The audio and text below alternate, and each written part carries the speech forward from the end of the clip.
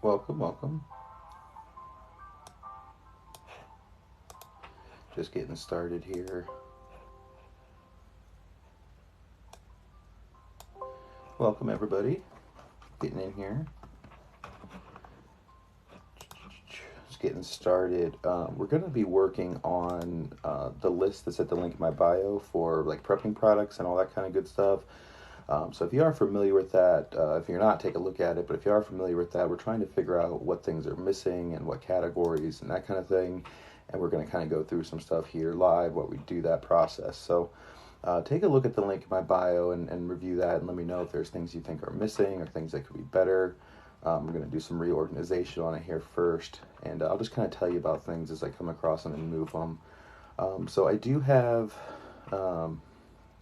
like a section for like the latest stuff I add, and honestly a lot of that's going to be like obviously like the stuff that I just recently spoke about on videos or added on. Hey, good morning to you too. It's actually afternoon for me, but anyways, so the first section is kind of my latest picks, and then it's really kind of a laziness thing too as far as putting them in a category, but I think it makes sense that if I just spoke about it, that it makes sense to kind of have it in that top section.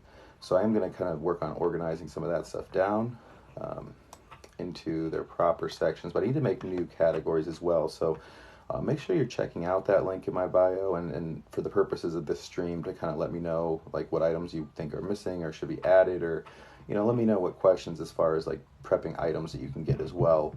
More so like stuff you're getting online, less so about like grocery store stuff, but I do have some of that as far as like the dry goods and all that kind of fun stuff. So let's see. So the categories we have now are, first one is home security, sealing up your home, and like looter defense. I'm going to go through all the categories with you here. There's like a food and water related section that has like a bulk dry goods and spices sections. Did you blow bubbles as a kid? Yeah. Didn't everybody? Nuclear energy. Yes, that's a thing. There's actually some theories out there that people are going to like spring up communities around nuclear power plants just because they're going to be able to produce electricity far after everything else stops working, like in a collapse situation, provided that you have the right people and the right maintenance stuff. So I kind of doubt that they're going to be able to maintain those for very long, but in theory, if you have the right people working that plant, you can keep a nuclear plant providing electricity for a small community for a very, very long time. So that's something to think about too. Another thing with that is people ask me about those all the time in context of prepping as far as nuclear plants are concerned. I think there's less of a danger than you might think. I think that, most of these places, especially like in the United States, they have automated shutoffs and stuff and things that in a disaster are supposed to shut things off. And keep in mind that depending on the nature of the disaster, that might not work. It might just be faulty or something might damage it. I know like in Fukushima, it wasn't necessarily that they didn't have safety protocols. It's that the earthquake damaged those so that it was, able to fail. So that's a possibility, but they're not really necessarily a big risk as far as fallout's concerned in general, just because there are safety protocols. Hello, methane gas power. Yeah, natural gas and propane are my two favorite fuels for prepping, just in the terms of how long they last, as well as, just like their availability too. In a lot of cases, they're pretty available. Nuclear power will be obsolete soon. Well, not so much. I mean, even if we do develop like fusion that makes sense. So like fusion's been 25 years away for the last 50 years, right? Over and over every year. But we are getting pretty close to some of these. There's a lot of really smart people working on fusion, and once that happens, that changes the game. Of course, for energy, for the world, it's going to provide very abundant, very clean energy. But the problem right now is we can do fusion right now, but the problem is that it takes more power into the system than we get back, and we need to fix that. Just as far as like containing it takes a lot of power. That's why you may have heard of cold fusion as like a dream that people could achieve. I'm not sure how realistic that is, but the point is that fusion would still be nuclear energy, right? So that is going to be more than likely the future of energy in one way or another, maybe far future, but it will still be a form of nuclear energy, so it's not obsolete. how's your dad's blank? One of mine is my dad's. The rest of them are all mine. Or like, I mean, they're all mine now, but the one of them I got from my dad, my 30-30. Another thing with energy, actually, hold on a second, guys. Sorry, I had to send a text real quick. There's a lab in Cali that's testing the fusion idea. We're not there yet. Yeah, there's labs all over the world working on it. And like I said, right now the problem they're trying to solve is just, for a long time they really couldn't achieve it in a sustainable way. They've made a lot of progress, but the thing is that the power that goes in to contain the plasma is just too high compared to what you get back at this point. What do you prep for power? So you really want to take a two-pronged approach, and by all means, like, we're going to be talking about my list of preps here. All this stuff is in there, so make sure you check that out. I want you guys to check it out and let me know what's missing. But as far as power, you want to take a two-pronged approach. So for high wattage things like a freezer or a well pump, etc., you're really going to want to use like a fossil fuel method. I recommend a dual fuel generator that can run on either gasoline or propane. And if you are making a choice between those two, I would recommend you're stocking propane, because gasoline goes bad very, very quickly, especially if it's E85 ethanol gas, whereas propane is going to last you pretty much forever until the tank rusts out, right, for many, many years. Propane doesn't go bad. It is possible for us to kind of make propane after whatever collapse from natural gas, and natural gas is very abundant in the United States. I mean, I live in like the natural gas capital of the world, and not to really get political, but I'm really a big supporter of natural gas if it's acquired responsibly. You know, there's good fracking and there's bad fracking, and it's really just the most profitable fracking can be irresponsible, and there's responsible fracking. With the proper rules, we can get it done. I mean, some of the fracking wells near me, like, they didn't damage the water table. They put clover down on all the trees they cleared, and the deer love that. The native wildlife loves that, and you really can hardly even tell that anything's been done, except for the well itself and the big tanks of natural gas, which that's a resource as well. You know, in a lot of like kind of rural areas, you're going to find these big steel tanks in the middle of nowhere. Those are literally just full of natural gas that you can honestly just kind of use from right there. It doesn't take that much refining. But so you can make propane from natural gas. I believe it's like a refrigeration method. You probably want to have somebody who's like a chemical engineer that knows how to do that. But I think it's very possible that we could develop new natural gas after a collapse, I guess is my point. But my other point, like politically, as far as like, I don't know, climate change and renewable power, is that I think we need to use more natural gas and less coal and petroleum, because for one, it's a scarcity issue. I think that there's no debate that we're going to run out of oil eventually. A lot of people think that we are past peak oil, meaning the most oil that we can produce is already come and gone.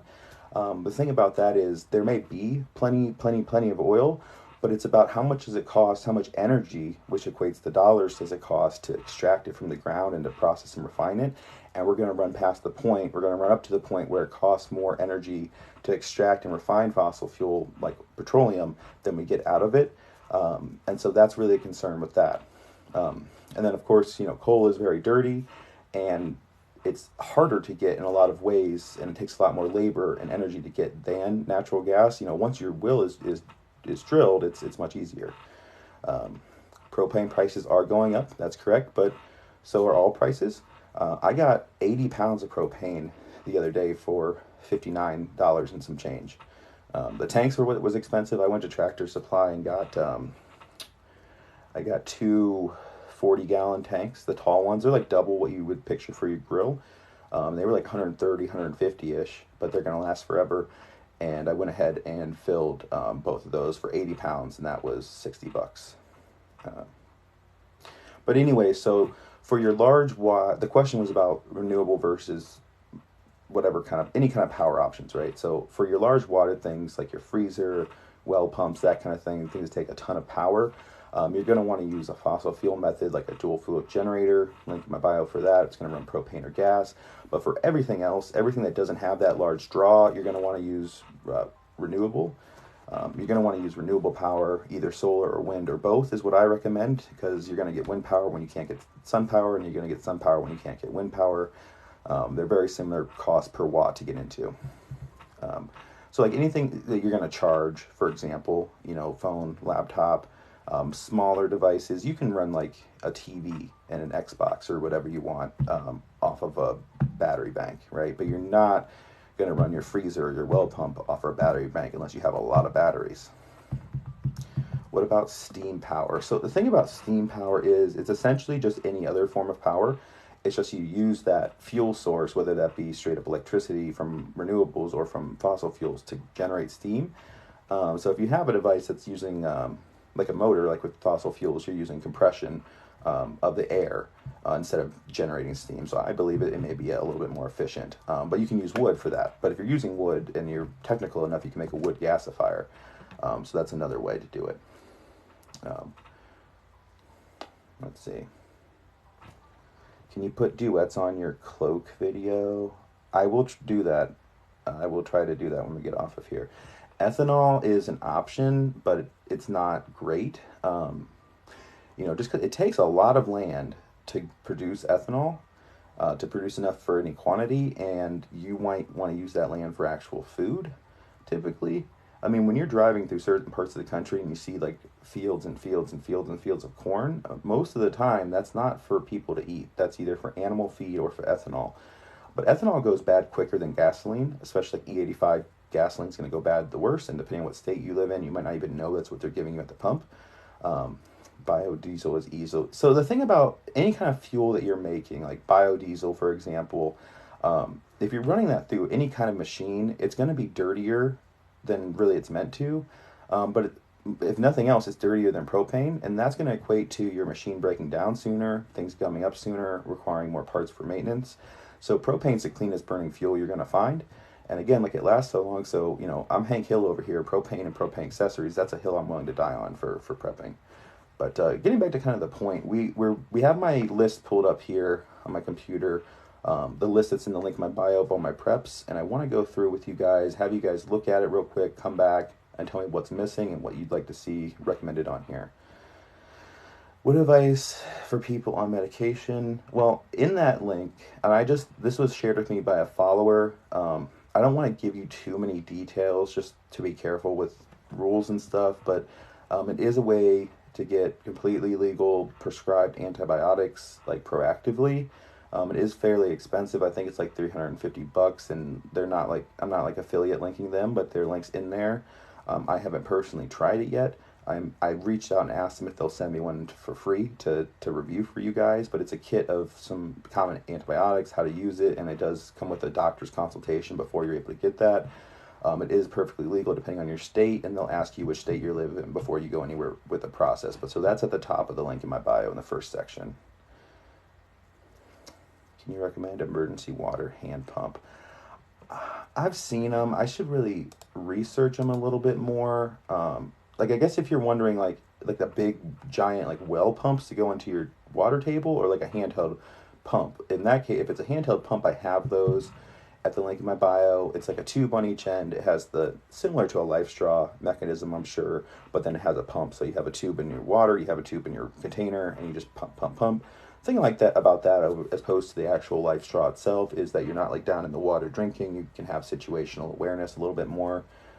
So that's really good. As far as the well pump, that's not my plan. I have an electric well pump right now, and I'm just not sure about like being able to install a hand pump option as well to that. But I have my generator and propane to run that. And the thing about that is too, I have, a couple months worth of water stored in containers. So I only need to use my propane fuel a few hours a day every couple months to refill my water supply for another couple months. And then for my freezer, I'm going to use frozen ice in bottles to keep it cold in between when I'm running the generator for power. And then, of course, insulate that as well. And that's going to mean that I'm only have to use my generator a few hours a day for my freezer as well at most. And I'm eating that food first. So however long that takes, whether it's a few weeks or a month for me to eat through all my perishable food before I touch my shelf-stable stuff, I'm going to be able to not use my generator very often for those high wattage devices. I'm having a panic attack with your New Year's theory. So now, the thing you have to understand with that is nobody has a crystal ball, okay? I just know that XYZ thing that we've talked about before, like the shortages, are going to be worse by then than they are now. Probably not, like, completely critical, I just don't know, like, when is the point going to be that parts for something really important are not going to be available, like our power grid or what have you, like important things. Like, at what point is something going to break at one of these places and not have parts available to fix it, and so it fails? And if that thing that fails critical enough that it takes down the whole power grid, for example? I don't know when that will be exactly, but the thing about New Year's is what that's based on is the December 3rd date for the debt ceiling, okay, in Congress. It was going to be October 18th, okay, but then what they did is they just kind of kicked the can down the road a couple months. They couldn't agree. I was surprised they even managed to agree to do that. But if the debt ceiling isn't raised, and I'm not saying like anything political about it, but if it's not raised, what happens is, this is just the fact, is we'll default on our debt within a couple weeks after that, if not immediately. The trillions of dollars of debt that we have as a country, we're going to default on that, and our credit rating is going to be downgraded. Like our internet, like we have a credit score as a country, just like you do individually. Our credit score is going to be downgraded. In addition to that, the Federal Reserve has been propping up the stock market this whole last 2 years or whatever, since 2020. That's why, the Wall Street economy has been so high, yet the Main Street economy has been so low, and that's why it doesn't really jive. It's because it's artificial. The Federal Reserve, which is a private bank, supported by the government, and like might as well be part of the government, except for people are profiting like crazy off of it. They've been propping up the stock market and keeping returns high, essentially, on certain things that like affect the whole thing, just to kind of keep it simple. And those are called extraordinary measures, according to Janet Yellen, the Secretary of the Treasury. Those are going to be running out, especially if we default on the debt or if we don't raise the debt ceiling. Federal employees won't be getting paid for the most part. Funding to states won't be going out. Funding to Medicare payments won't be going out. All this stuff while the government's shut down until they pass a new spending bill that'll cause problems on its own, right? But the other part of that is if we default on our debt and we lose our credit rating, the interest rates are going to skyrocket for everybody. So right now, interest rates are an all-time low. Again, that's artificial as a stimulus, okay? That's a stimulus for you from the government. So like I know people, I have like a 3% APR or whatever on my home, and that's fixed, okay? Fixed is good. Fixed is what you want for interest rates right now with everything going on. Fixed interest rates. Variable interest rates are bad. But so I have like 3%. I know people that got down to like 2.5 recently when they bought a home, very recently. Say bye-bye to that. Either way, eventually, like into next year, whenever that's going to go away, we're going to go back up probably very, very high. We're going to be looking at 15, 25, 30% interest rates at a minimum eventually here if we default on the debt and we have this big economic shakeup. But moreover, to the interest rates being very high, it's going to be very, very hard to get a loan. Very, very hard to get approved to get a loan, similar to following 2008, but possibly way worse. But that's for you individually, right? Your credit card interest rates are going to absolutely skyrocket if this happens. When it happens, when the interest rates go up, they're going to absolutely skyrocket. Somebody was telling me they're already getting a letter that they're going up to 30% APR. It's because they're not fixed, right? They're variable interest rates, meaning they're based on something, based on what's going on at this higher national level. So those are going to skyrocket. If they're not fixed, if they are variable, that's dangerous debt to have right now. But you're not going to be able to get it very easily. New debt, new lines of credit, including home loans, very easily. The other part of that is that's going to crash the housing market as well, because people won't be able to get loans to buy new homes, and it's supply and demand. But the other part of that that's really important is that lines of credit for businesses are going to be a lot more expensive. So most businesses operate not under a cash basis. They carry debt and they take out new lines of credit all the time, and they make payments on that, and that's how they balance their books, is based on the payments, not the total amount of debt. But if they can't get loans very easily, or B, the money is very expensive to borrow, that's going to have a huge impact on the Main Street economy and the Wall Street economy as well. All of that to say, the New Year's thing is based on a number of factors. I don't have a crystal ball, but if by December 3rd, Congress does not, and this is the if, okay? This if has to be the case for my prediction to make sense, okay? Keep that in mind. If this happens, it's the New Year's thing goes away necessarily. It could, but it's not as set in stone, I guess, in my mind. But so the if is, if they do not pass a debt ceiling raise, If we default on our debt because they didn't do that, which will happen in December, if they don't do that in Congress, and anybody's guess if they pull it together by then or not and agree on something, then all that bad stuff will happen. And then the New Year's date around that time, first few weeks into January, whatever, becomes a very bad time for us. And it may already be between the natural disasters and the really bad, dark winter that we're going to be seeing, the shortages. But then if we do this and we add a complete economic shakeup and collapse, both on Wall Street and Main Street, that's going to be a super bad time. Also, by that point, end of December, the vaccine mandate is going to be fully in effect for a lot of places. People will have been fired. That's going to reduce our labor availability even more. So, I mean, however you feel about it, we have to acknowledge that it's going to cause a lot of problems, like in the labor market that's already short. So that's something to keep in mind too. So all of these things could, nobody has a crystal ball, come together, in my view, around New Year's. Because if we default on the 3rd, I view it as we might take a few weeks for really those impacts to ripple out to where you feel it. So that's why I put that New Year's out there. So I wouldn't worry too much if that happens, if the debt ceiling is raised. There is a lot of other stuff to worry about, but that's the big thing that will potentially be the straw that broke the camel's back. I just found you. I love hearing your advice and prep ideas. Thanks. I appreciate you. Welcome to the family here. A bad time is coming regardless. Oh, you're correct.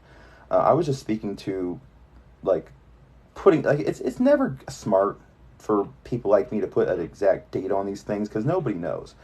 If I told you I know for sure that this date the world's going to end, you probably shouldn't believe me. But that doesn't mean I can't make an educated guess and explain why I say that and let you make your own decisions and your own preparations for that. So that's why I'm looking at potentially that New Year's time frame around then for really bad things to be happening.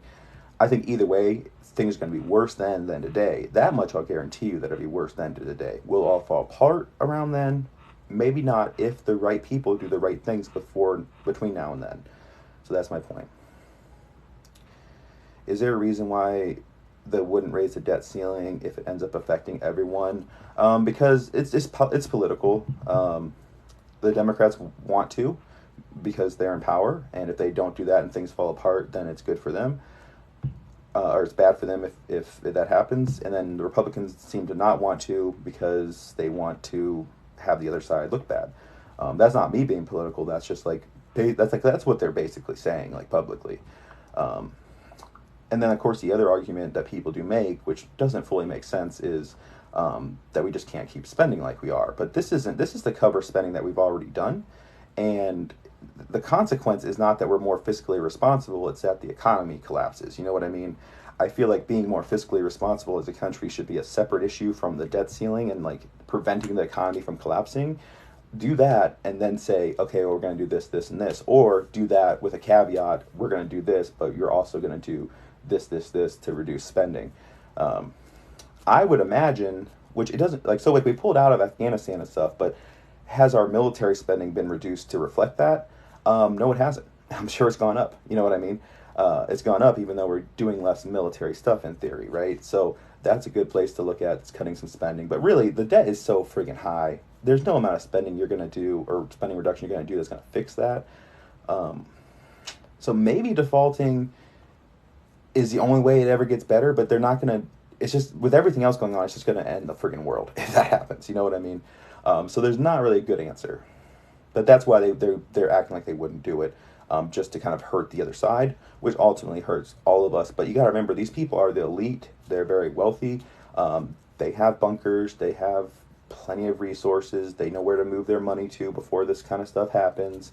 Honestly, this 3-month kick down the road that they did is probably just so they can move their money around to more secure things like real estate. A lot of them are getting into that and buying farms and stuff like that. That's probably they don't care about us, to answer your question. They don't. They're going to do what they do to protect themselves.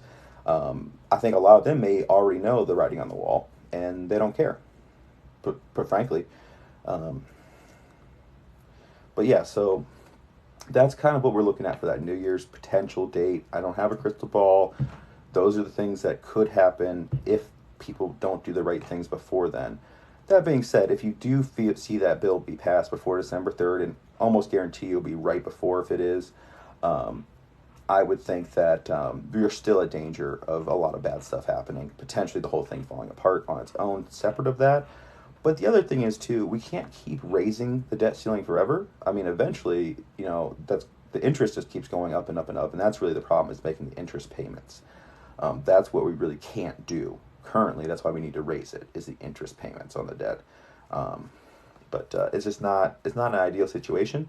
I think that we should have done something about it much sooner. I don't think it's something we can't fix these problems, a lot of them, anymore. I don't think. I think it's more about mitigating the damage and helping people get prepared so they can individually survive. At least that's what it's about for me, is to kind of get people prepared for things that are outside their control to maintain their most safety and comfort throughout the bad times. And that's what I try to do here.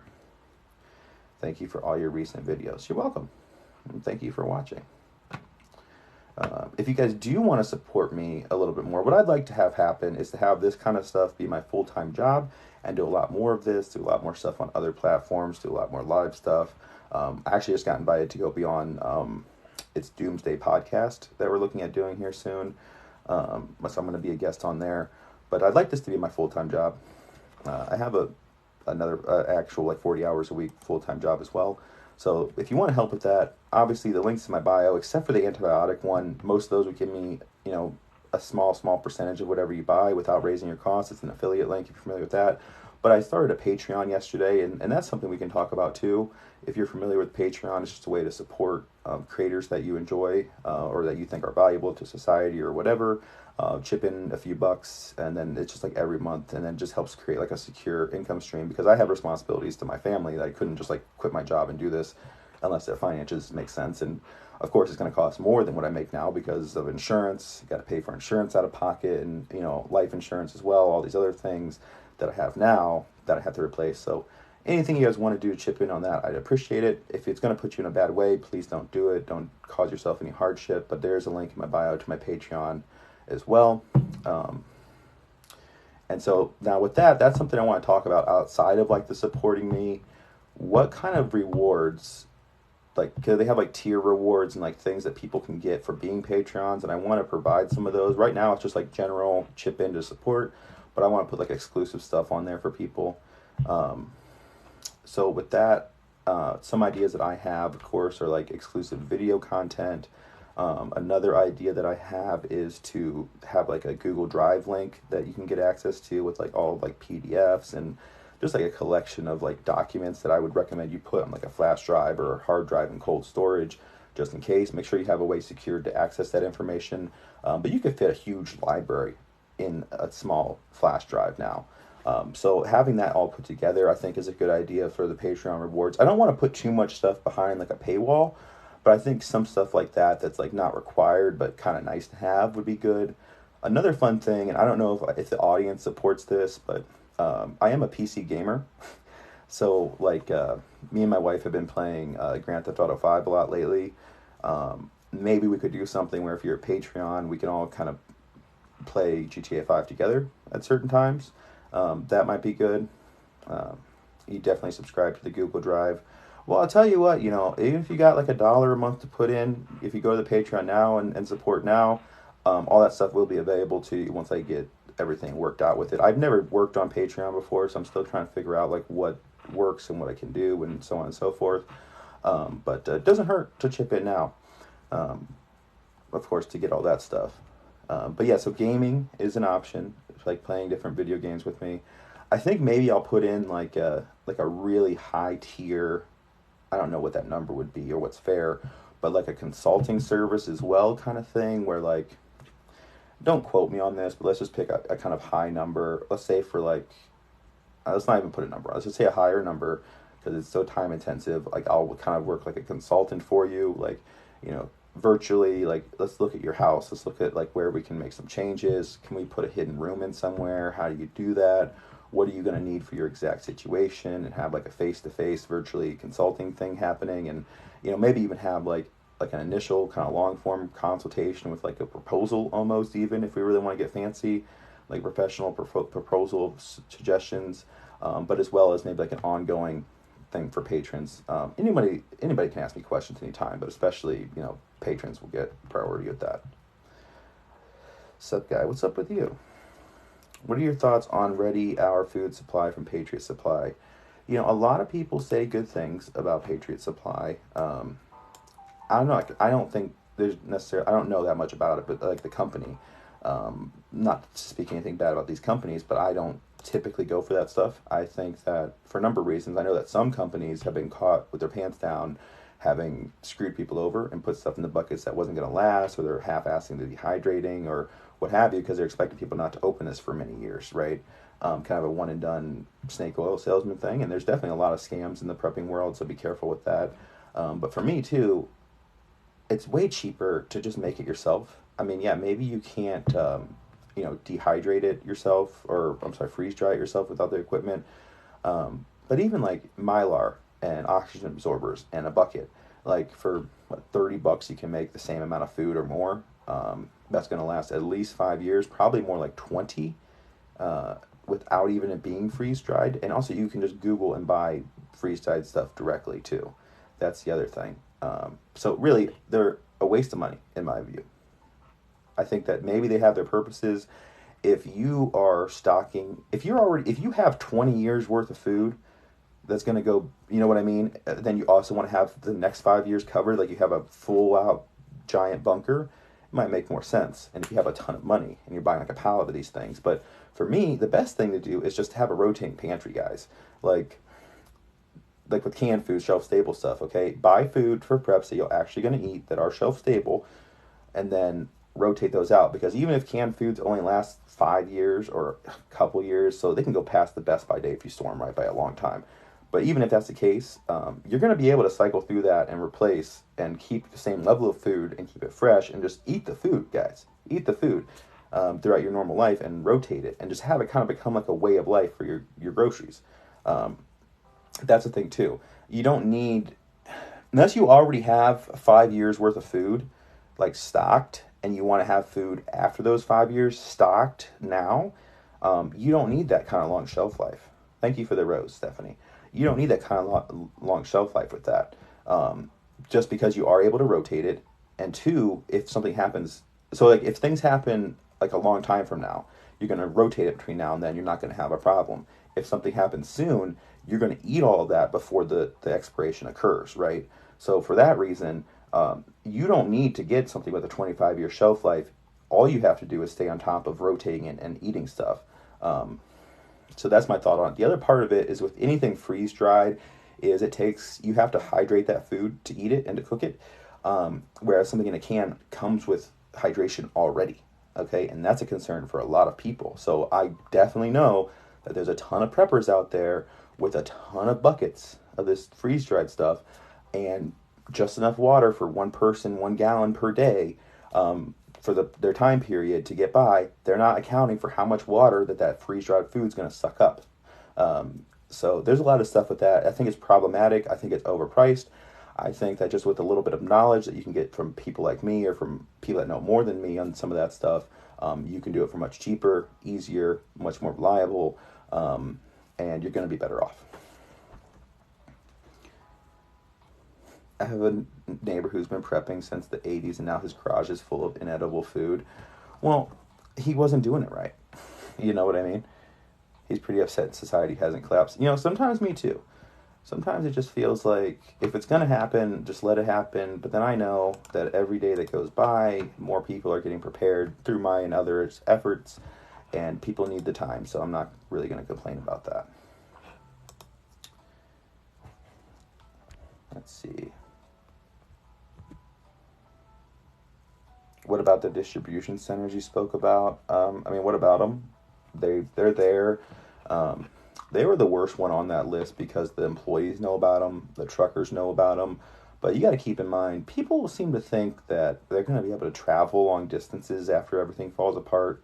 Dude, you're probably not going to make it a couple blocks from where you live, to be honest, if you try that. Like, there's going to be so many desperate people, and like, just put yourself in the shoes of a starving person trying to feed their kids. Literally anybody you see, especially if they have like a backpack, they're going to take them out. They're going to take you out, just for the off chance that you have something they need. And for the other part is you might be a threat to them later. It's better for them just to kind of eliminate that threat. But also that's just like a kind of being a rational person in a way. Irrational, maybe a moral person, but a rational person, and people get desperate, their morals kind of go away. But there's also going to be a lot of psychopaths out there. People that have been controlled by like the rule of law in modern society aren't going to have that anymore. So they're going to, that's going to be a big problem. I mean, how many laws do you not break only because there's consequences? Now, pretend you're a psychopath and you want to hurt people. There's going to be a lot of that. It's going to be very bad for women too. So be careful. The best thing to do is to shelter in place. Don't count on traveling. So like people oftentimes act like, well, don't let people know you're a prepper. And like, yeah, like super locally, that's really smart. But like somebody in California ain't going to come to me to get my preps. First of all, there's way better stocked places between us. Second of all, they ain't going to make it here. And these people won't be on their meds anymore. That's a good point too. I can barter one bullet for all my neighbor's food. That's what you think until they come back at you. And also, that's going to be very loud, so maybe somebody else comes to check out what's going on. So yeah, guys, make sure you're looking at the link in my bio and let me know like what things are missing, because we're trying to add some stuff here. What's your advice on water? I have those life straws, but we are a family of 5. For that big of need, you may want to look into a Berkeley. Like those are the big kind of tabletop water filters that can do a fairly high volume. Typically I say go with the life straws or go with the smaller ones, just because you can get a bunch of those. The Berkeley's hard to use. You kind of got to know what you're doing. And I just feel like it's more things to go wrong and more replacements, parts, and really just like stock up on the life straws. They're not super expensive. Or just find a clean source of water already. Like I have a well, and I'm going to use my generator to run my well a few hours every few months to refill my containers, potentially even to barter with water. I have that ability because I have a well that I can run on electricity. Maybe you have a hand pump well. That's an option as well, So those are all really good options for water. Aqua or Potable Aqua, I believe is the brand. It's water purification tablets. Those are good to have. And then also just know how to make these things. Learn how to get calcium chloride. I believe it's baking soda or baking powder. I believe it's baking soda, but calcium chloride is the chemical name. Take charcoal that you can make from wood, grind it up with a pestle and mortar or whatever, mix them together. You can get the ratios online. You're going to make activated charcoal, and activated charcoal is what you want. You don't want just straight up charcoal for your water. I guess it would help, but you want activated charcoal for your water filter. Get that, mix that sand, gravel, fabric, that kind of stuff, and filter your water through there. When do you expect us to really hit the fan? My earliest estimate is New Year's. We spoke about that earlier if you missed it. That's predicated on and it's an if they do not raise the debt ceiling and we default on our loans early into December. Right now the deadline's December 3rd. If they don't do that, I wouldn't be surprised if around New Year's or a couple weeks into January, everything falls apart that will cause like an economic collapse on its own. But then everything else with the shortages at the same time and the bad weather and like parts not being available for our infrastructure, power grid, all that stuff happening at once could be really bad. And the debt ceiling, the debt default could be the thing that sets us over the edge. So early into next year, around New Year's, if that doesn't happen, potentially still if it does happen, but certainly much more likely if it doesn't. You are so wise. Thank you. They'll raise it. It's all political. It is all political, but is it so political for one side to make the other side look bad by not doing it that it's worth it for them?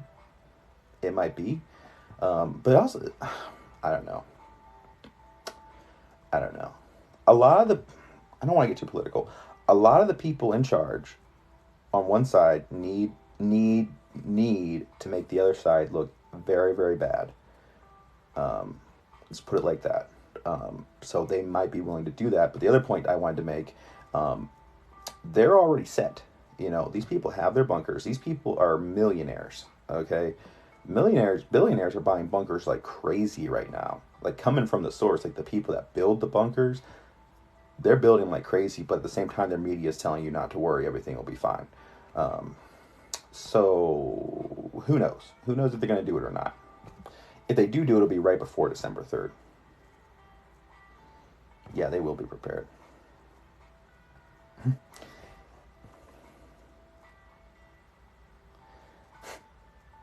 uh,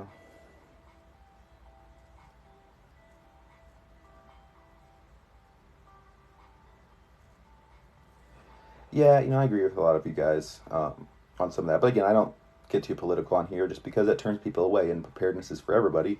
And the more prepared our communities are, the better we all are. There's less looters, right? Um, but really, it doesn't matter, guys. It doesn't matter anymore. Okay? The fact is that nobody's on your side at that level. And they don't care if the whole thing falls apart as long as they're really rich. I mean, it's a gamble. It's a gamble for them, to put it simply. Like, they're gambling on somehow them getting through it and being all so richer. I mean, like, what, $1.2 trillion got added to the top 1% in 2020. Meanwhile, everybody else kind of suffered on Main Street. They're going to be set. They've got their stuff figured out for a long time, very long time. Is that ideal for them? Maybe not, but it's a gamble.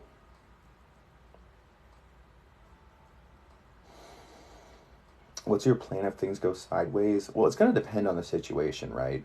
First thing, you need to have access to information about what's going on. If there's no internet, or if the internet's highly censored, which that's been a big problem lately too, you're not getting information, you're going to need information. So, things like shortwave radios, ham radios are really good. And like following once things fall apart, if you have other people like on your street, for example, or your neighborhood or town, within range of a CB radio that know about that stuff, I would highly encourage you to kind of figure out some way to agree to like a warning network. Like, think about like the 101 Dalmatians, if you've ever seen that. They had like the 1,000-mile bark or whatever, one person barking to the next through these CBs because they only have a few miles or whatever, a lot of them.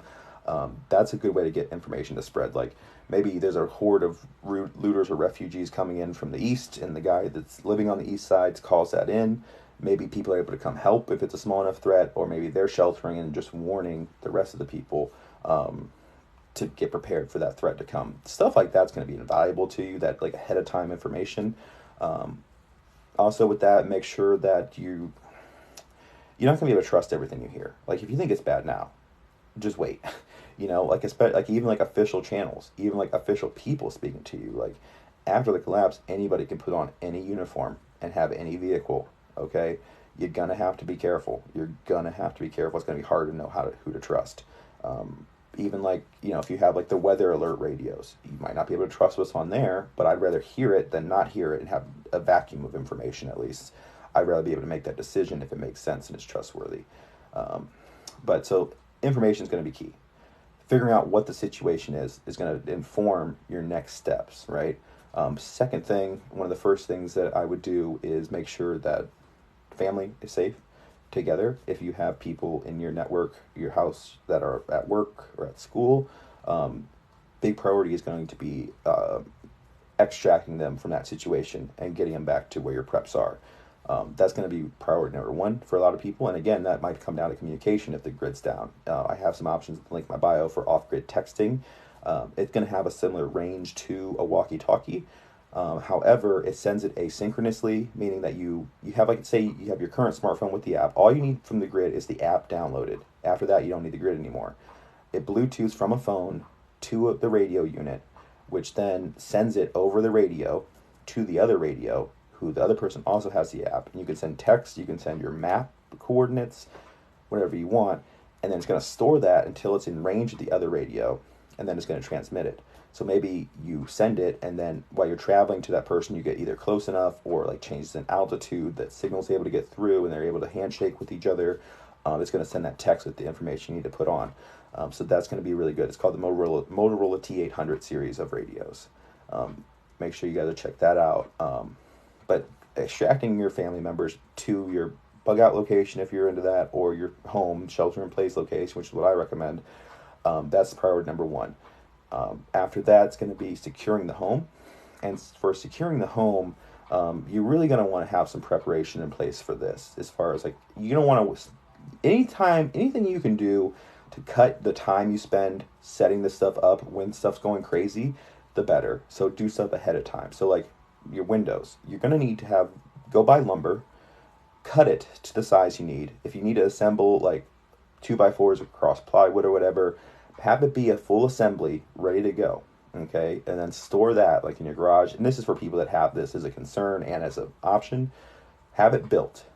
Drill the holes if you need to in the wood itself, so that all you need to do is put it in place and fasten it into place when the time comes. Have these kind of wooden shutters built. But so we're going to have that. Before that, we're going to have chicken wire, probably paired with thicker gauge fencing, which links for all that in my bio.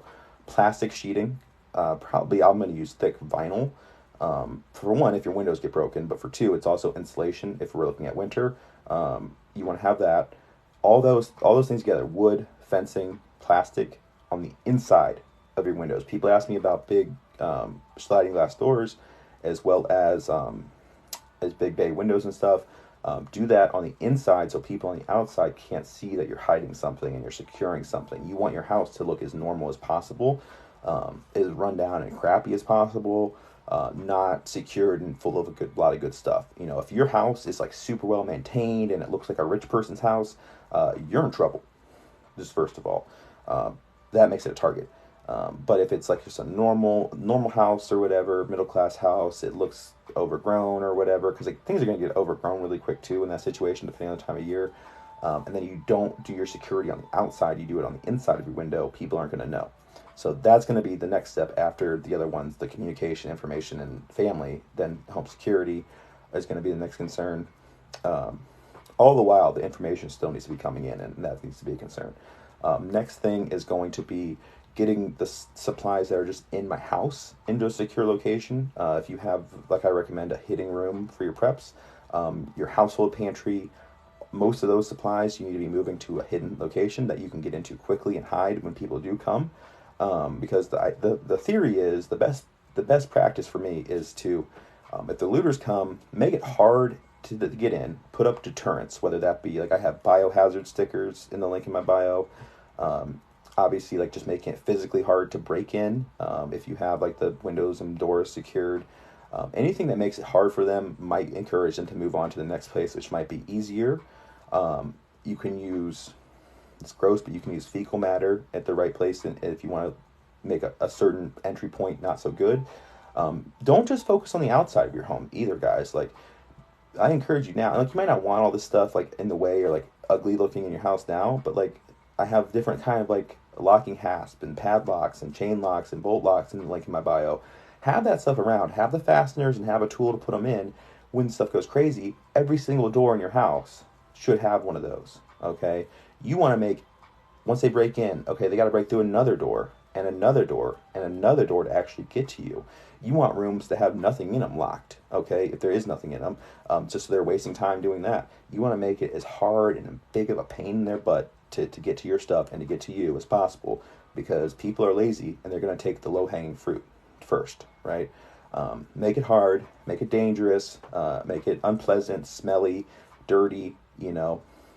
Spread, like, you got a bunch of Amazon boxes back up, whatever, use that. Get like trash that's like not super gross maybe for you, like in a bag, like paper trash and packaging and stuff. And like if you have like a ton of space and if you're okay with being a little bit of a hoarder, spread that stuff all around.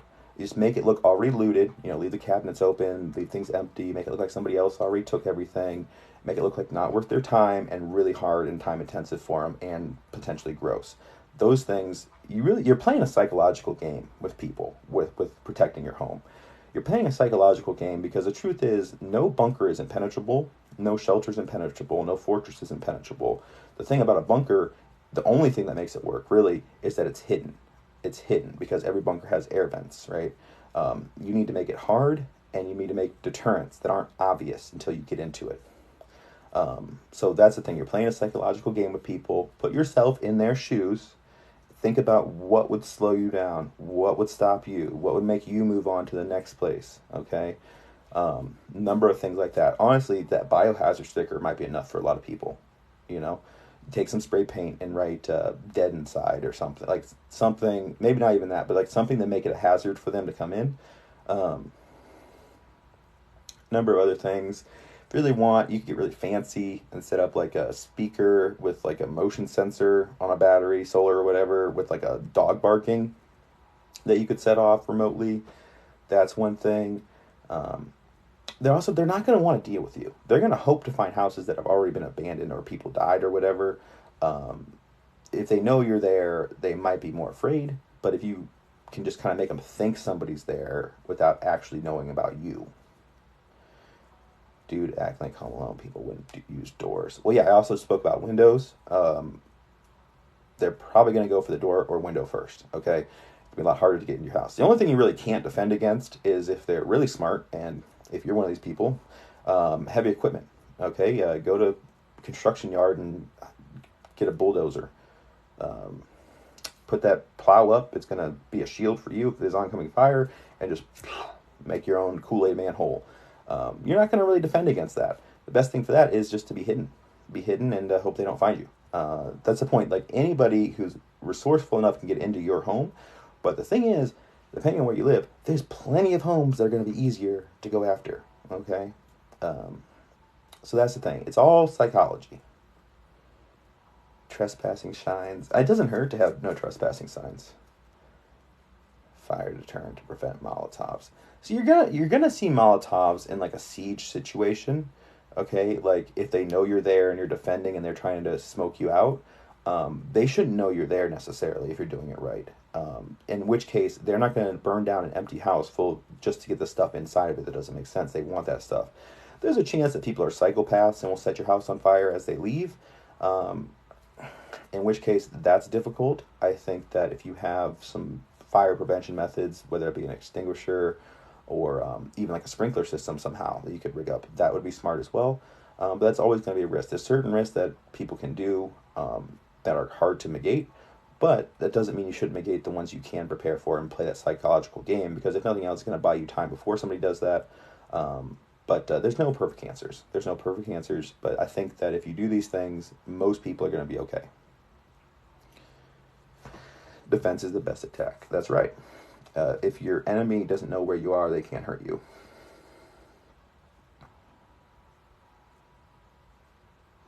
You're talking about windows and doors, but rounds go through houses, dude. Yeah, but those rounds aren't going to help you get into that house, okay? You're not actively shooting out your window. If you're going to be one of those cocky people that think you're just going to shoot back, first of all, we're talking about tens and tens of thousands of refugees moving in groups out of cities, which is not anything anybody's going to be battle-rattled enough ready to take on. Second of all, you're just inviting that gunfire back to go through your walls. But for example, if you have a basement and a hidden room in your basement and that's where you're at, you don't really got to worry. Okay, but the second you start shooting back, they're going to know, A, you're defending something that they want. Two, they know at least you have a firearm that they want. And three, that's when the bullets are coming back at you. If your house is empty, dude, they're not going to be just shooting your house. I mean, maybe like a couple pop shots for fun, like some crazy people might do, but they're not going to fill your house full of lead for no reason. And also, it's not going to help them get in the door. All those other things still protect them from getting into the building. But also, they go both ways, worst case. And also, it depends on the kind of your house. You know, if you have even just a brick veneer, that's going to be very effective. I mean, I've seen cardboard stop at 380, a couple layers of cardboard even. But your house is going to be much more of a bullet sponge than you would think, depending on what kind it is. Especially older houses. If it's just brick, you're going to be okay. What can I do to prep the best I can? I mean, the link in my bio, that's what we wanted to go through here, but we're getting distracted. I always get distracted on these streams, but the link in my bio is a great place to get some ideas for stuff, whether you get it from those links or not, or if you just use it as like a list to look at and think about. But then, of course, your obvious grocery store stuff, canned food, water containers, water storage, actual water are all good things. Are you understanding my point, though, bro? Like, I understand what a 380 is. Yeah, nobody's going to waste rounds for no reason. Like, it's not going to be like you think. And, like, another thing I want to point out to people is this isn't a war, okay? You're not fighting a war. Like, maybe you're having some combat, but it always should be a defensive posture, first of all. You're way more likely to come out alive from a defensive posture than an offensive one if you're not getting into scraps that you don't need to get into, which is what offense is. Defense is scraps you have no choice but to get into. If you do that, just statistically speaking, you're having less interactions, hostile interactions. You're going to have better odds of survival. You know, in a perfect world, you should only need to use your weapons for hunting. Defense comes when they get past all that other stuff I mentioned and they're getting to your secret room and breaking into that. That's when the defense really comes into play, in my mind.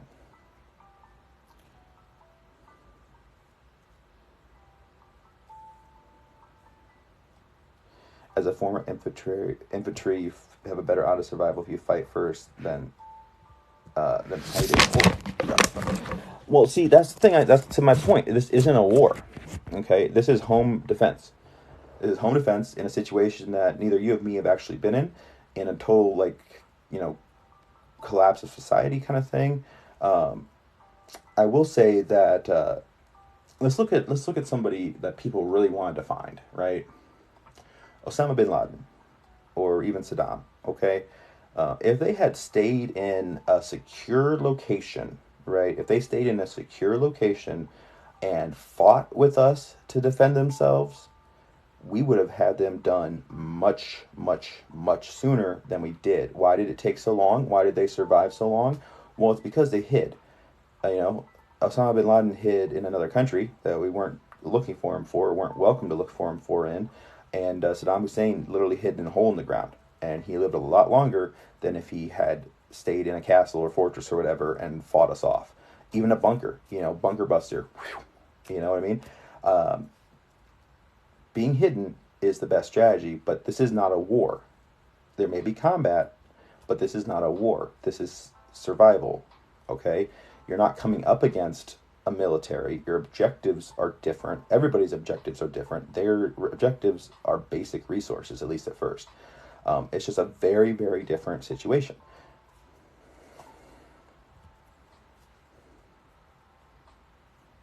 And that's my opinion. You guys can take that if you like. You can take somebody else's if you like. What are your thoughts about La Palma? That's a difficult one. I think that it's a hard thing to prep explicitly for, first of all. Like, if you live, immediately on the coast, just consider the coast of the United States, the very coastal areas, ground zero, especially below a certain elevation. And what's the survival odds of people at ground zero of most of the disasters? So just kind of bleakly there. The other part of that is people might be downplaying things. The experts might be downplaying things, so I'm going to caveat that. But everything I've read from the experts on it is that it's not actually that big of a risk, that it's a very stable bit of business there, that shelf that might fall off. They don't think that that's likely to fall off with the current eruption. So that may be downplaying because, again, there's not much you could do about it, and it would just freak everybody out if it was a big risk. Or they may be telling the truth. I don't know which is true. I just can read the information that they put out. There's not a counter to that besides just a guess. Is this the Walking Dead lobby? Maybe. In large groups, people are going to act a lot like zombies. How long till shit hits the fan? I said earlier, and you guys missed that, so sorry it's repetitive, but and this is the caveat, if people don't raise the debt ceiling on December 3rd, the deadline, then we'd be looking at New Year's into early January. I would picture it with everything mixed together. But if they raise the debt ceiling, you might have longer. How do you think rural Michigan will fare? As good as anywhere else. If you've seen my one video about the different states, you're in the green zone. Depends on if you're north. Another video I have that you might want to check out is the best place to bug out to, depending on where you live, and it's really just a good place, right? There's no best place. Mackinac Island. So if you're in the upper peninsula or northern Michigan, if you do need to bug out, which again I recommend shelter in place. No bug out place is necessarily any safer, as people coming everywhere.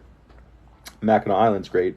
And watch that whole video for a lot of the reasons. But it's also, if things don't fall apart and things go back to normal ever, it's a great vacation destination. I engaged on Mackinac. In Ireland, my parents are being advised to stock up on baby formula. I believe it. if you are reliant on that, I incredibly encourage you guys to stock up. I would suggest kind of be kind about it. Don't completely clear out the shelves if you can afford to. If you want to be really special about it, or kind to other people, buy the more expensive stuff if you can afford it, to leave the cheaper stuff for those who can't. As well as maybe go from store to store and take a few from each store instead of cleaning out one whole store's supply. Otherwise, I mean, those are just some things you can do to kind of help the community acquire these things a little bit. But I would recommend that you do stock up on that. Look up ways to kind of make it an emergency. I believe Wildfire Smile has a video about how to make some, and check her out. The other thing to think about too is even if you are like naturally breastfeeding, if we are in a high stretch situation and a high or a low food situation, you may lose your ability to do that. So I would highly encourage you to have formula in case that happens as well. And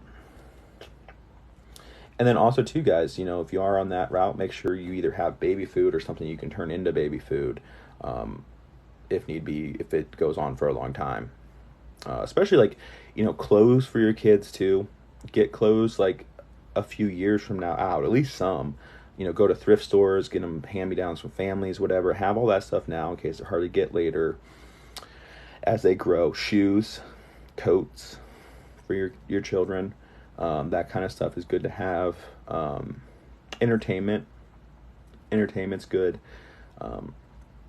Number of options for that. Like if you get the solar generators from my bio, you can go ahead and get DVDs. Like I'm working on my post-apocalyptic blockbuster. I have a few hundred DVDs now. I got a lot of like 100 DVDs for like 60-ish bucks on eBay recently, and they were good. I did an unboxing stream with those. You can make butter from Nido powdered milk. Yeah, I mean, there's a number of ways you can kind of make some of this stuff, so look into that. If nothing else, if it's not actual baby formula, powdered milk. And I'm not an expert on like baby nutrition by any means, but powdered milk, maybe add like protein powder to that. A number of other kind of supplemental things as an absolute pinch to get by. Just get some nutrients in your baby.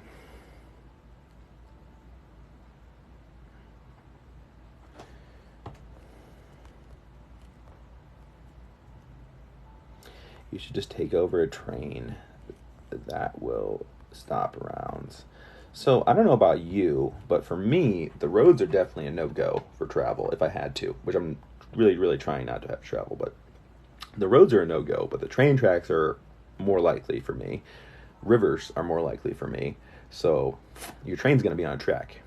Also, trains are a target, right? Because they have all the cargo cars and a lot of our food gets transported on trains. So if you come across a train, that's like a top tier lootable opportunity for you. If you've ever seen the show Jericho, they replenished their store's whole stock of food with a train that they found.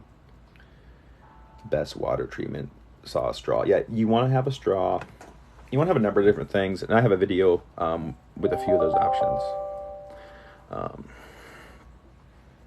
But that's a few things to think about with that. I also have like a hand water pump that's going to be pretty good for you. I think that everything has its pros and cons, right? I would recommend redundancy with all your preps.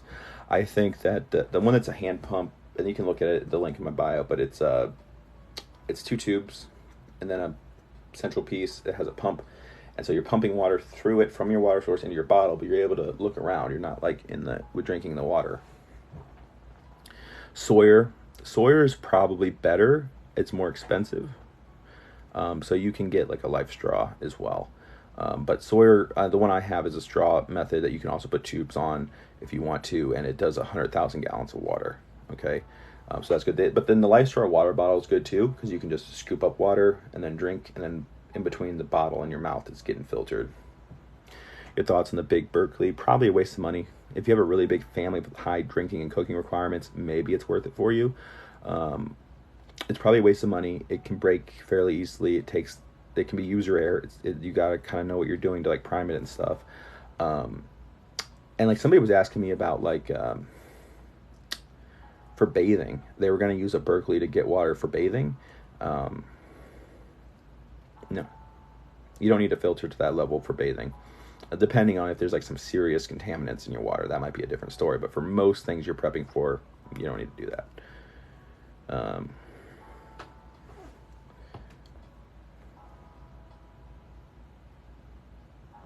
The Sawyer does come with some stuff sometimes. But really for water, for my plan, if you have access to a well, figure out a way to power that. I have a dual fuel generator you can run off propane and then have containers. The more containers you have, the less fuel you need to pump water, and the water in the ground is going to mostly be good unless there's something really bad happened.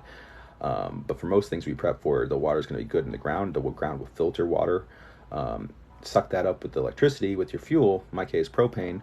I have the containers, so I have a few months worth of water stored in containers. Once that's gone, a few months from now, I can run my well for a few hours and refill those containers, okay? Meaning that my fuel requirement to have a ridiculous amount of clean water is going to be very, very small.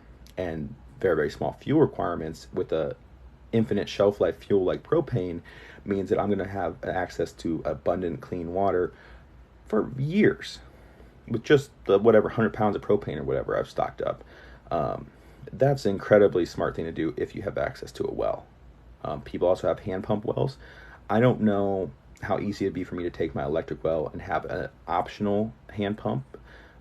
It's expensive and it may not work, so I haven't completely gone into that, mainly because I have a solution that I like already with the propane. And if you can get enough renewable, you can run your well pump off renewable. Honestly, I would say 2 to 3 of the wind turbines from my link would get you there to run it, but then make sure you're having batteries as well. And the batteries really can get to be the expensive part. I do own many of those.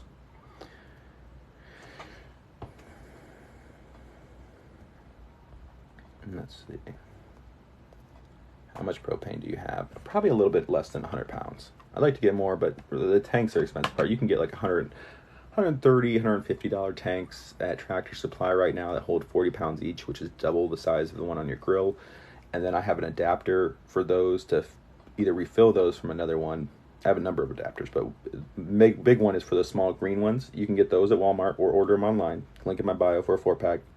Those are for your Mr. Buddy heater, propane camp stoves, those kind of things. I can refill those off of my big tank supply.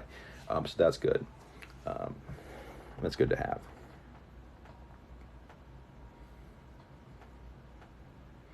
Artisan well pumps itself, heating it for the shower is the issue. Not really. You just want to make a gravity fed shower that you feed with hot water. So for example, I'll probably make a video about it at some point, but take a bucket, pop a hole in the bottom of it, make sure you have some stuff to seal it, like rubber gaskets to put a spout on it. You want like a threaded thing for your shower line, like your handheld or whatever. Do that, and then all you got to do once you have that built is to heat up water on whatever you're using to heat your food now.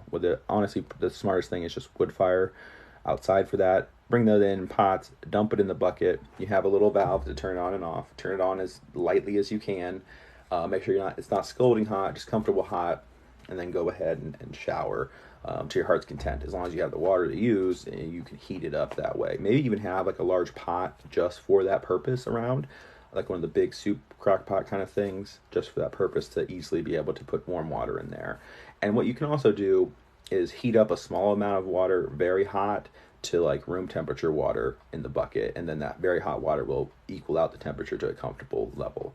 So that's an option as well. Dry shampoo, wipes in the kind of short term is good. All that stuff is good, but really heating your water shouldn't be that big of a concern if you're able to go outside and have a fire, or even like a wood burner inside, or a gas stove, whatever you have that's working for heating your food. Use a wood burning stove and copper pipe running back. That's also an option if you just heat the pipe that the water is moving through. May be more difficult for you to set up, but you can definitely set something up like that.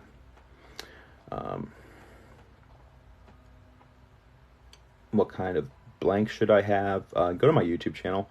I have an introductory kind of like budget video for that I can't talk about here.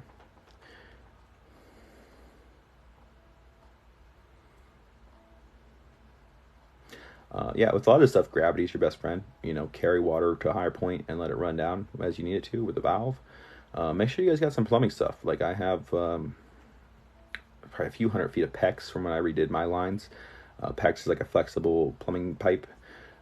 It's a new and improved PVC, more or less. It's flexible, but you have that. Have shark bite fittings that you can put on. Now these are kind of expensive, but have some valves, some fittings and stuff for you to make connections and also just do repairs. But yeah, for me with my power plan, I very well am considering looking at bartering water as one of my barter items because I have basically unlimited as long as I have propane to fuel it. And I don't need that much for myself very often, just to have the containers. So I actually just bought a water softener because I've been wanting one for a while. I stocked up on water softener salt. So if I am going to barter, I'm going to have good water to use.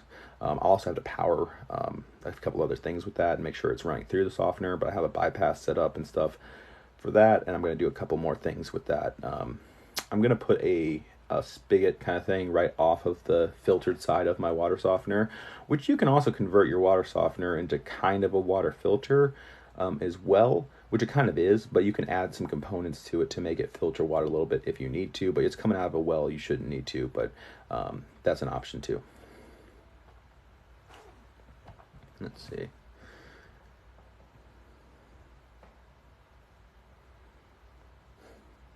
Pool shock. Yeah, like your water softener salt has some multi-uses as well. I don't think you should eat it, but you can do a few things. You can definitely melt snow with it. You realize you can talk about blank. Not really, dude. It's just like they pick and choose people. You know, don't believe me if you want, but I had 100,000 followers on my last channel, and that was one of the things that got me in trouble on lives. So I don't do that. It's not worth it.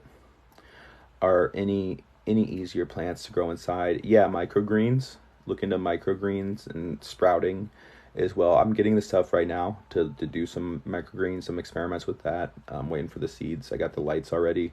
You can get the lights at Walmart very cheap. I don't know if I have the links in there yet. Actually, I'll add them right now. I'll find some here. But you can get them at Walmart or Amazon, a single grow light bulb for very cheaply. That would do the job. And really for sprouts, you don't need that much sunlight. Just because they're not at that point in their like life cycle by the point you eat them. But if you do want to do that inside, definitely you want to use the lights. Also get like the plug-in timers. You need to if you're growing like long, like full life plants, you need to set the time up to match what the sun would be in the right point in the season, or else it'll mess up when they flower. Potatoes you can cut in half and keep doing it. That's true. That's true. I don't know how well they fare inside. It's something to test, though. You're welcome.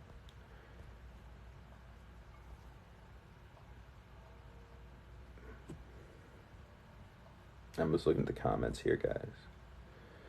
But yeah, while I'm waiting for some more to come in, I'm going to look up those grow lights and add them to my list. See, we're actually getting one of the things done we set out to do. If they have 4 good ones.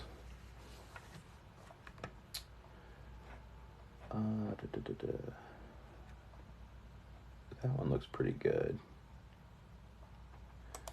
Go with that. Your hair looks nice. Thanks. I appreciate it. I had a meeting for my work for home job. Potatoes like sun in my experience. Yeah, and they like space. A little bit of extra space. Have you ever experimented with psych? Not going to finish that word. Oh, definitely. Definitely. That's probably why I'm as wise as I am. You know what I mean? I've been able to see the world from other perspectives a little bit, if that makes sense. I don't know how much time you have left, but that's a guest request. I am going to have to get off of here soon. Probably here in the next 5-ish minutes or so. You want to barter 12-inch meat stick. I'm going to hold on to my meat stick. I have 6 children, 8 dogs. Did I say 8 dogs? That's a lot of dogs. That's a lot. You have a pack. Are you breeding these? But, I mean, yeah, I get what you're saying. That would be hard to prep for. I mean, not to be, like, cruel, in a way, but like make sure that your preps are more focused on your kids if you have that many children, and then worry about the dogs secondly. Also, just because they can eat human food if they need to. Dogs are difficult. They're difficult because they're not self-reliant. Like if you have cats, it's much easier. If they're not declawed, they can kind of fend for themselves if they need to, or at least supplement what you can do. Dogs may be more useful to you, but cats are really useful for like rodent control. That's the main reason cats have been with us for so long. They're not a non-useful animal for you to have. And rodent control equals disease control and food preservation. And like for dog food, like you're gonna have to like, you can prep up a lot. Like I have the twist off bucket lids in the link in my bio. You can use that. You can use the Mylar. I have the whole kit for that in there as well. It's just difficult. I mean, it's not that expensive, but it's gonna be bulky and take up a lot of room. And with that many dogs, it's very hard. And then like cats, you can just let go. If they're not declawed, most of them will be fine. Dogs are not going to fend for themselves. They're very dependent on us for the most part. So that's kind of the issue with them. Your cats are declawed. Yeah, guys, don't declaw your cats. Don't do it. It's very cruel. Like I have 2 cats that were declawed before we got them. It messes with their heads. It's like ripping your fingernails off. They will develop bad behavior as a result of them messing with their psychology to have their claws ripped out, unfortunately. And then they can't take care of themselves. Some dogs form packs. That's true, but this is not, I mean, depending on your environment, most of the United States is not going to be able to support packs of dogs without human trash. Like if they're just hunting game, most like wild dogs now live off of human refuge and food waste. They're not hunting that much game themselves, especially depending on the breed. Yeah, somebody said that something about chickens there. You may want to think about having animals that you could then repurpose. Either eggs is something to supplement your dogs, your pets, or the animals themselves. You know, just depending on how much you can do. But all that stuff has to be hidden. Like if you have a big farm, like people are going to come for that for your livestock and cows. Like shit, for all I know, cows might go extinct in North America at some point with that if everything goes crazy from people eating them. People aren't smart about it. But like chickens and rabbits can be kind of self-farmed. Stealth farming is an interesting topic, but it's going to be something you're going to be interested in, I think, for prepping, is to have a stealth farm. You know, like food forest. Like don't necessarily do rows and rows and rows like a traditional farm that people can see from all over. Do food forest where it kind of looks wild and natural, but surprise, surprise, there's a ton of edible plants in there. You know what I mean? You don't want it to be very visual that that's where you're producing your food, because A, that's a place to watch for you to come tend and target you. B, people can just come and take that food. C, they know if you're doing that, you're going to have food later and they might come back for you. Can you show some medical supplies, vitamins? Yeah, I had a video this morning with medical supplies. Go check that out. Brand recommendation for a 55-gallon water drum. I don't recommend a 55-gallon water drum. I think you should get 7-gallon water containers, 5 or 7-gallon water containers, because one, keeping all your water in one place is a bad idea for contamination. If it's in different containers, you can have the same amount of water, but only one's going to get contaminated at a time. 2, it's more portable. If that thing's full of water, you ain't going anywhere with that. I could have 55 gallons of water in my 7-gallon containers, make a couple trips to my vehicle or whatever, and move that. You're going to need a pallet jack or a drum dolly just for that to move it around, and then good luck lifting it into a vehicle to move it. Get the smaller containers. Also for barter, it's good. Or if you're traveling to get water, smaller containers are good. If you get the stackable cubes, you can store them in a roughly the same amount of like square feet, I guess. So smaller containers are better than a 55-gallon drum, and you also might find it might be more economical for you as well.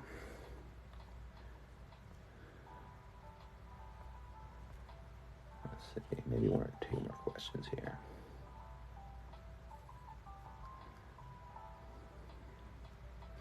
Can you show how seeds and have plant and store and save? Seeds are rough. I mean, definitely if you're bringing some in, I'd recommend doing some test germination to make sure they're even germinating before you count on those. But seeds go bad very quickly. Um, I'm keeping some seeds in the freezer right now. It's kind of hit and miss, especially if you're getting them online. Get them like in person from a feed or like a local place. Wouldn't help you. You need to know the local place I would go to, but just a local place that sells seeds. Get them like there, do some tests, make sure they're good. If you get them online, you're going to get a lot of ones that just won't even germinate because they're old, they weren't transported well, they weren't stored well. I personally just keep them in the freezer. Not sure how good that is for long term. Also, Mylar. You can Mylar them, and so on and so forth. Here's an interesting fun fact I can give you guys. I haven't fully researched this, but I did see this on the show Doomsday Preppers recently. I was rewatching one of those. Apparently, hand warmers are oxygen absorbers. Kind of makes sense. I'd be concerned about the heat, but apparently they're basically the same thing. So you can crack a hand warmer and drop it in to absorb oxygen in your Mylar, apparently. Most seeds last a long time. I have filing cabinets full. Make sure you're doing some periodic testing to make sure that's still the case. What would you say to a non-prepper? I mean, I would just encourage them, I guess, because it's in their own best interest. I would try to educate them, send them to my channel. The share buttons on every single one of my videos. Feel free to send any of those to them. It just helps me out. Yeah, encourage them, educate them, try not to be hostile or, meet them with the energy they bring you if you have to. Don't go over that and be like, you're not going to win them over and help them by being a jerk to them or an asshole or whatever. But try to educate them, explain why you're a prepper and why they should be. Let them make their counter argument and then dismantle that in a conversational way. Show them things, show them evidence. Don't show somebody evidence that's not 100% in your mind. If you're making a case, don't show them something that they're going to be able to look into and figure out it's not true or something, because then that's going to poison the well of all your information. Okay. So if something like I said, the La Palma volcano earlier, that's not evidence you want to show them because it's not well determined what the situation is. You know what I mean? There's evidence as far as expert testimony and people the experts are saying that it's not that big of a deal. That's not going to happen. But that's not something that's for sure. That kind of thing. But that being said, you can show them video after video after video of grocery stores, or if you take them to a store and show them. You can show them people at the ports talking about how long it's going to take to get those cleared up. You can show them my videos about why these things are a problem, why the things that they don't see in their day-to-day life are going to come to head. All this stuff, you can just kind of educate them about what the risks are, okay? And then a lot of people are going to say, well, I don't want to live in that kind of world anyways when the world falls apart and it's not the same. But they're wrong, okay? In my view, they don't know what they don't know. And they're operating on a number of assumptions that this world that we have now is the best possible world, and that without the kind of modern systems that we have, that everything's just crap and not worth living in. That's just not true. It hasn't been true for all of human history before we had this stuff, and it's not going to be true in the future. I think that with all this prepping stuff, there'll be a rough period, potentially a very rough period. Potentially 90% of people will go away, but eventually, inevitably, always, tomorrow the sun will rise. Okay, just like Tom Hanks said. Tomorrow, in the Castaway movie, if you've seen that, love that movie. Tomorrow the sun will rise. Those who are prepared will rise and inherit the earth when all is said and done. That's why we do this, right? We will be the one. That's why, the Church of Latter-day Saints, the Mormons, core tenet of their beliefs is to be preppers. There's a reason for that. Because if they're the only ones who are preppers, if something happens, there'll only be Mormons left in the world. You know what I mean? It's very smart. But those who are prepared will rise and inherit the earth and hopefully do things a little better next time. And maybe it's a simpler kind of life for you. Maybe issues that you've had now stem from the modern world and you don't even realize that. Maybe you can get prepared to have that life be great. Like for me, like just imagine it, right? With what I have, when I imagine it, yeah, there might be more agrarian kind of like farming stuff happening, which no problem with that. You don't even necessarily have to do that. Okay, what if we go back to kind of like let's say 1920s ish level, right? But then on top of that, we have all the artifacts in a way of our current society and the knowledge and books of our current society. So like we're better off. So like I'll be watching DVDs until DVDs go bad because I have renewable power. I have DVD players. I have hundreds of DVDs. But that might happen after I go work in my garden. You know what I mean? That might not have right now, but like an actual garden to like sustain myself, you know? So like you can have a lot of the modern comforts after the modern world goes away if you prepare properly. But also like all this stuff doesn't go away, just the systems do. So the knowledge doesn't go away. We can rebuild better, not make the same mistakes again. So the new world that you might find yourself in might be a more fulfilling and happy world for you than the one right now, because ask yourself if the current world is really that great. Is going to your job really that great? Do you feel fulfilled? Henry David Thoreau said it. He went to the woods to live deliberately. And when people go to live deliberately, a lot of times they end up happier. I'm not guaranteeing that for anybody, but just as likely to be the case as anything else for you. Depending on your situation, of course, and your mindset. Which that's the thing I'll leave you with too. Link in my bio for a book called The Daily Stoic. Now, as far as mental health and like wrapping your mind around potentially a new world and like hard times, The Daily Stoic is a great digestible way to understand the Stoic philosophy. It's based on the works of Marcus Aurelius, Diogenes, Epictetus, Seneca, some of the greats in philosophy, and it's just the idea about external events not being the thing that really defines your emotions and experience. All that's controlled within, and it speaks about how you can control that internal experience. It's a serenity prayer, basically. It's a serenity prayer expanded into a whole philosophy, into numerous books. But like Marcus Aurelius he started life as a slave in Rome, and by the end of it, he was one of the greatest emperors that Rome ever knew. And so Meditations is a great book by him on this topic. So the Daily Stoic, you read one page a day. My wife and I read it every night before bed. She'll read a passage, that day's passage, to us, and take some wisdom from that. It's very, very good. It's very, very good for your mindset. A lot of like really high level people, like special forces and stuff, will read into this kind of topic. It's going to help you get through hard times, and it's going to help you find peace in today's world too.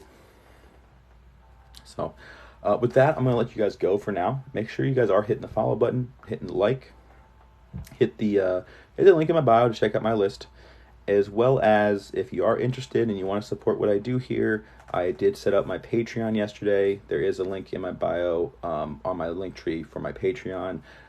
Would be very grateful if you guys would like to support me and help make this my full-time job. That's kind of what I've been grinding towards right now, is to figure out a way to keep the bills paid and the responsibility to my family paid off, and also do this way more of this for you guys.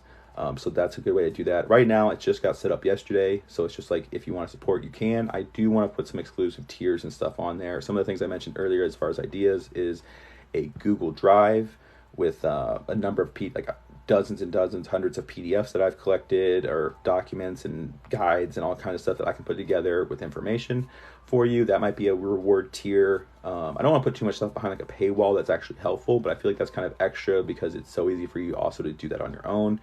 And then also I might do, like, if you guys are into gaming, me and my wife have been playing Grand Theft Auto 5 online lately.